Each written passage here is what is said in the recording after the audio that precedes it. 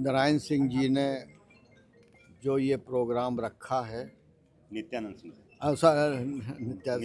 नित्यानंद जी ने जो प्रोग्राम रखा, वो काट दीजिएगा वो नारायण। नित्यानंद जी जो प्रोग्राम रखा है वो इस देश के लिए बहुत ही इम्पोर्टेंट है। उसका कारण ये है कि अभी लोगों को रेरा के बारे में कोई जानकारी नहीं है। उनको जानकारी देनी है कि आपके कर्तव्य क्या हैं, आपकी ड्यूटीज़ क्या हैं, बिल्डर्स की क्या ड्यूटी है और कंज्यूमर की क्या ड्यूटी है। आज हम जब ट्रांसपेरेंसी की बात देखते हैं तो हम अनुच्छेद 21 भारतीय संविधान की धाराओं में देखते हैं तो हर एक आदमी का स्टेटस प्रोमिनेंट है। वही स्टेटस हमारे मानव अधिकार में भी डिफाइन किया गया है कि डिग्निटी सर्वोच्च होती है। आज कंज्यूमर की भी डिग्निटी है, बिल्डर की भी डिग्निटी है और मीडिएटर की भी डिग्निटी है। मीडिएटर से मेरा मतलब होता है कि कोई एक आदमी, आजकल हर आदमी बिल्डर बनना चाहता है और हर आदमी चाहता है कि मैं बिल्डिंग बेचने का काम करूं। तो मीडिएटर आज बीच में लग जाता है ये कि बिल्डिंग बेचनी है, लेकिन उसके पास कोई लाइसेंस नहीं होता, कुछ नहीं होता। वो सिर्फ चला जाता है ये कि अब हमारा ब्रोकरेज मिल जाएगा, हमको कुछ पैसा मिल जाएगा, 10% कमीशन मिल जाएगा। तो मेरा सिर्फ आज इस सेमिनार से ये ध्येय था कहने का कि रेरा में एक प्रोविज़न होना चाहिए कि जिसमें बिल्डर की पूरी एंट्री बननी चाहिए कि कौन कौन बिल्डर है और कौन कौन मीडिएटर है, वो दुकान मकान बेचने वाला, और फिर कंज्यूमर उसमें से तय करे जाके। जैसे कि 20 आदमियों की वकील की लिस्ट होती है जी। कंज्यूमर जो क्लाइंट होता है वो जाके उसमें से तय करता है कि इन 20 वकीलों में से मुझे किसे करना है, किससे नहीं करना है। सर, भूटानी जैसी बड़ी कंपनियां भी हैं? भूटानी जैसी बड़ी कंपनियां, आपने छोटी कंपनियों या छोटे जो हैं ब्रोकर उनकी बात कही, जो बड़ी कंपनियां हैं उनके ऊपर कोई कार्रवाई नहीं हो पा रही है सर, कई आंदोलन भी हो रहा है। अब देखो, कार्रवाई होना न होना ये तो अदालत का काम है, कार्रवाई होना न होना रेरा का काम है, लेकिन आप लोगों को ये पता होना चाहिए कि आपका राइट्स क्या है और आपको कहाँ अप्रोच करना है। मेन चीज़ ये है, तभी आप समझ पाएंगे। वैसे तो बहुत से बिल्डर्स हैं जो कि अब मैं मुंह से नहीं कहना चाहता, कोई इधर जा रहा है, कोई उधर जा रहा है, कोई सर, बीएलएसपी की तरफ से जो आयोजन हुआ है और पड़ोसी की बात की जा रही है, एजुकेशन की बात की जा रही है, जुड़ने के बाद ये कहा जा रहा है कि प्रॉपर्टी बहुत अच्छे दामों पर, जिस तरीके से कहा जा रहा है, क्या मानते हैं आप? पूरे आयोजन में आप रहे, आपने अपनी स्पीच दी, क्या मानते हैं नहीं, बीएलएसपी को लेकर? प्रॉपर्टी का अच्छा दाम या सोने का अच्छा दाम तो पब्लिक पर डिपेंड करता है जी। आज पब्लिक खरीदना बंद कर दे कि जब तक हमको सही नहीं मिलेगा, तब उसके बाद बिल्डर भी रास्ते पर आ जाएंगे, या रेरा कोई पनिशमेंट कर दे तब रास्ते पर आ जाएंगे। लेकिन बहुत से एक्ट्स ऐसे होते हैं जिसमें एक्ट बन जाते हैं बिल्कुल सर। और उनको कोई चीज़ जो है वो पूरी वो निश्चिंता नहीं दी जाती कि आप ये कर सकते हैं। बिल्कुल सर। जैसे मानव अधिकार आयोग है, मैं 5 साल मानव अधिकार आयोग में रहा। कोई मानव अधिकार का उल्लंघन करता है, हमारे पास पावर उसको सज़ा देने की नहीं है। तो ऐसे एक्ट में जिसमें सज़ा देने की पावर हो, मानव अधिकार में भी सज़ा देने की पावर को गवर्नमेंट जोड़ना चाहिए। अगर गवर्नमेंट की तरफ से कोई खामी हो जाती है तो उसमें पब्लिक सफ़र करती है। तो इसलिए कोशिश ये करे, और जैसा कि मैंने बताया कि सेक्शन 44 में जो रेरा का एक्ट है उसमें सेटलमेंट का प्रोविज़न है। जी।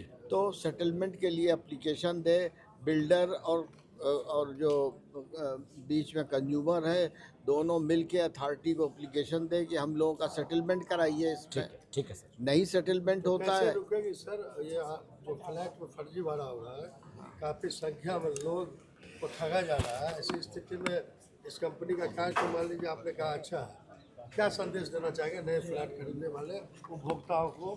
यही संदेश देना चाहेंगे कि रेरा जब एक्ट बनाया गया है तो रेरा अगर कस के कबर कर ले कि मुझे सज़ा देनी है, या कंज्यूमर फोरम ये स्टेप्स ले ले कि मुझे इस मामले में सज़ा देनी है, फ़ाइन करना है, तो सब चीज़ें से ठीक होती रहेंगी।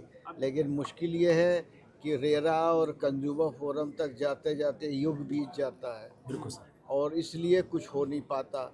सिविल कोर्ट में कुछ होता नहीं है, क्योंकि सिविल कोर्ट में जाने का मतलब ये है कि आदमी बहुत साल लग जाए, वहाँ भी लग जाए। इसीलिए ये सब एक्ट बनाए गए हैं कि कंज्यूमर फोरम, रेरा एक्ट सब बनाए गए हैं, तो इन्हीं को स्ट्रांग होना पड़ेगा, बस यही मैं कह सकता हूँ। इसमें हम बायर्स के लिए काम करेंगे। ये कोई सेल पिच नहीं थी, कोई प्रमोटर्स के लिए नहीं था। ये बायर्स और डेवलपर्स के बीच में जो गैपिंग होती है, जैसे डेवलपर्स ने मकान कमिट किया, बायर्स को कुछ इशूज़ क्रिएट होते हैं, तो उसके लिए हम एक सॉल्व करने का एक प्लेटफॉर्म बनाना चाह रहे हैं। ये कोई रियलिस्टिक कोई ब्रोकर नहीं है, ये एक ट्रांसपेरेंट तरीके स्टेट को करने का कार्य कर रही है। हम रियल एस्टेट सेक्टर को एक इंडस्ट्री में कन्वर्ट करने का इनिशिएटिव लेने चले हैं। BLHP नाम प्रॉफिट कंपनी है, हम कोई प्रॉफिट मेकिंग कंपनी नहीं, हम कंज्यूमर प्रेफर कंपनी है। कितना फ़ायदा होगा जब इस चीज़ को लेकर? देखिए, आज के टाइम पे अगर आप कोई प्लॉट या घर खरीदते हैं तो आप अकेले हो, कल को कोई इशू क्रिएट होगी तो आपके साथ इशू होती है। बट हम कहते हैं आप हमारे साथ आइए, हम आपका ग्रुप बना रहे हैं और आपके लिए हम खड़े होते हैं। और जहाँ पे ग्रुप की बात आ जाती है वहाँ पे आपके पावर्स बढ़ जाते हैं, आपके नेगोशिएशन पावर बढ़ जाते हैं, आपके स्ट्रेंथ बढ़ जाती है, आपके लड़ने की क्षमता बढ़ जाती है। रेरा रजिस्ट्रेशन जरूरी है, बट रेरा के आने के बाद भी इशूज़ कम नहीं हुई, इशूज़ बने हुए हैं। हम बिल्डर्स के लिए नहीं, हम बायर्स के लिए आ रहे हैं, हम बायर्स का ऑर्गेनाइजेशन आ रहे हैं। आज के टाइम पे ऐसा पूरे विश्व में कोई ऐसा ऑर्गेनाइजेशन नहीं जो बायर्स के लेकर हो। हम सेक्शन 8 कंपनी है, हम जीरो प्रॉफिट पे काम करने के लिए आए हुए हैं यहाँ पे मार्केट में। जुड़ने के लिए क्या कुछ है? जी, जुड़ने के लिए आप जुड़िए इससे, आपको कोई अभी चार्जेस नहीं जुड़ने का।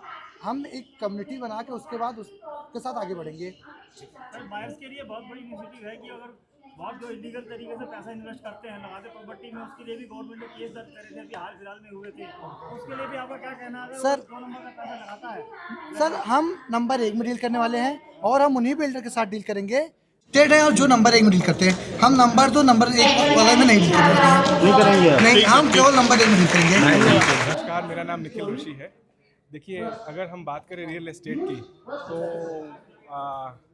रियल एस्टेट के अंदर एक ऐसा सेगमेंट है जहां पर डिस्प्यूट्स हो गए, कोऑर्डिनेशन की कमी हो गई, या फिर जो इशू रेजोल्यूशन एक मेजर मुद्दा रहता है। अब इन सभी बातों को ध्यान में रखते हुए BLHP ने आगे एक कदम लिया है, जिसके थ्रू की BLHP डेवलपर्स और बायर्स के बीच में एक मीडिएटर कहिए या एक फोरम कहिए, जहां पे डेवलपर्स या बायर्स अपने मुद्दे उठाकर आपस में सौहार्दपूर्ण तरीके से मुद्दों को सॉल्व करवा सकें। और आज इस फोरम की एक बहुत ही जोरदार शुरुआत करी गई है कॉन्स्टिट्यूशन क्लब ऑफ इंडिया में, जहां पर डेवलपर कम्युनिटी से बहुत सारे नामी गिरामी लोग आए हैं, कंज्यूमर्स भी बहुत आए हैं, और साथ ही साथ जो हमारा देश के और भी जो VIPs हैं यहाँ पे आए हैं आज। तो आज के इवेंट का मुख्य उद्देश्य यही है कि लोगों को जागरूक करवाया जाए कि BLHP जैसा फोरम भी देश में एग्जिस्ट करता है, जहाँ पर कंज्यूमर्स ही नहीं, डेवलपर्स भी, और साथ ही साथ जो प्रोस्पेक्टिव कंज्यूमर्स भी हैं। 2 टाइप के कंज्यूमर देखिए, जैसे एक तो कि आपने और मैंने प्रॉपर्टी खरीद ली, या जो प्रोस्पेक्टिव कंज्यूमर्स के लिए भी एजुकेशन की बहुत ज़रूरत होती है। कौन सही लोग हैं, क्या सीखा जाए, कहाँ से सीखा जाए, वो बहुत ज़रूरी होता है। इसी तरीके से इसी लक्ष्य से BLHP फोरम जो है शुरू करा गया है, और आज इसका जो है कहिए कि उद्घोषणा हो रही है समाज में, सोसाइटी में, देश में, कि आए BLHP के साथ जुड़ें और BLHP का पूर्ण आप इस्तेमाल करें अपने मुद्दों को, अपनी समस्याओं का समाधान करने के लिए। ठीक, एक बड़ा इम्पॉर्टेंट बात है, BLHP नाम कहाँ से आया? तो BLHP नाम अगर आपने देखा होगा, बेटर लाइफ हैप्पियर पीपल। मुझे नहीं लगता कि आप में से कोई या मैं, हमारे जीवन में घर खरीदना एक बहुत बड़ा लक्ष्य, किसी का ऐसा नहीं होगा इंसान जिसका घर खरीदना लक्ष्य ना हो। तो अगर हमारा घर खरीदने का लक्ष्य आसान हो जाए, अगर हमारे घर खरीदने की जर्नी आसान हो जाए, तो मुझे नहीं लगता कि बेटर लाइफ और हैप्पियर पीपल का जो मोटो है अचीव नहीं हो पाएगा। धन्यवाद। एक गैप खत्म कर रहा है बायर्स और बिल्डर्स के बीच में। अगर हम कहते हैं कि बिल्डर्स के एंड से, तो बिल्डर्स के एंड से बिल्डर भी खराब नहीं है, बायर्स का प्रोस्पेक्टिव भी बेटर है, मगर बीच में कहीं ना कहीं लैक ऑफ कम्युनिकेशंस की वजह से जो प्रॉब्लम शुरू होती हैं, उन प्रॉब्लम्स को ख़त्म करने के लिए कहीं ना कहीं BLFC का एक बहुत बड़ा योगदान रहेगा, जिसके अंदर बेसिकली बायर्स अपने मुद्दे उठा करके रिजॉल्व कर सकते हैं और बिल्डर्स भी अपने मुद्दे उठा करके रिजॉल्व कर सकते हैं। तो दोनों के बीच का गैप खत्म करके हम ग्रुप फॉर्मेशंस के अंदर बिल्डर्स और बायर्स को साथ जोड़ने के लिए एक प्लेटफॉर्म बना रहे हैं, जिसके बड़ा बढ़ावा मिलेगा, कितनी बड़ी इसके अंदर बेसिकली सबकी 3 चाहते हैं जीवन में, रोटी कपड़ा और मकान। रोटी कपड़ा हम फुलफिल कर लेते हैं, मकान थोड़ी सी कॉस्टली चीज़ है, तो उसको थोड़ा सा समझने के लिए ये है कि लोग लैक ऑफ नॉलेज के साथ बाइंग करते हैं। उस लैक ऑफ नॉलेज को ख़त्म करने के लिए बेसिकली ये चीज़ बनाई गई है। इसके अंदर बेसिकली हम इंस्टीट्यूशनल सेल्स के ऊपर वर्कआउट कर सकते हैं। अगर हम एक बड़े ग्रुप्स के साथ जाकर के बिल्डर्स के साथ मीटिंग करते हैं, तो हम बेटर नेगोशिएट कर सकते हैं, बेटर टर्म्स कंडीशंस प्लान कर सकते हैं, जिनको हम एग्रीमेंट का पार्ट बना सकते हैं। और रेरा का इसके अंदर बहुत बड़ा रोल रहेगा। तो रेरा का योगदान, बिल्डर का योगदान और बायर का योगदान, इन तीनों को मिला करके BHP संपूर्ण होता है। तो बेसिकली ये सिर्फ दिल्ली NCR या यहाँ के लिए नहीं, ये पूरे भारतवर्ष के अंदर एप्लीकेबल होगा धीरे धीरे। तो जिसके अंदर मुझे समझ में आता है कि हमारी बड़ी सारी IT सिटीज़, जिसके अंदर हमारे देश के युवा इधर से उधर जाकर के काम कर रहे हैं, सबकी उपभोक्ताओं की घर खरीदने की इच्छाएं संपूर्ण होंगी एक सच्चे वादे, सच्चे इरादे के साथ। Thank you. के ऊपर जो ट्रस्ट फैक्टर है वो बहुत इंपॉर्टेंट है किसी भी बायर के लिए। तो हम लोग भी प्रॉपर्टी में इन्वेस्ट करते हैं, प्रॉपर्टी खरीदते हैं, तो हम 1000 बार इवैल्यूएट करते हैं कि क्या वो बिल्डर सही है कि नहीं।